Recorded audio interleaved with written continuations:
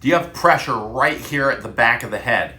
Do you feel like someone kicked you right in the back of the head? Or do you feel like you have shooting pain that wraps up the back of the head on one side or both? Or have you been diagnosed with occipital neuralgia?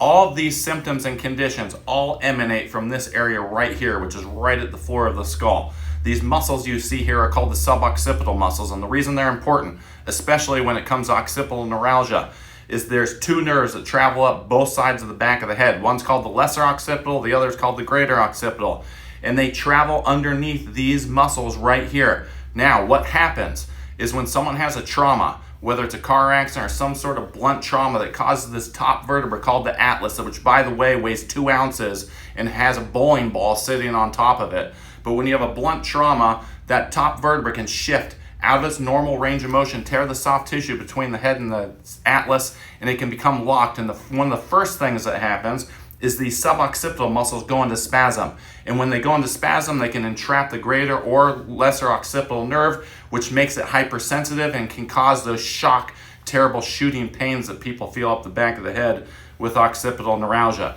If you have the pressure at the back of the head, it also can be coming from these muscles just being chronically tight. And if you get headaches that are just a dull sensation, also it can be related to this. So if this sounds like you've been everywhere, you're tired of taking the medication, and you're looking for a natural solution to get to the root cause of why you have this problem in the first place, you can get to an upper cervical chiropractor who is specially trained to determine if you have a structural misalignment here, and if you do, finding out what direction it is off.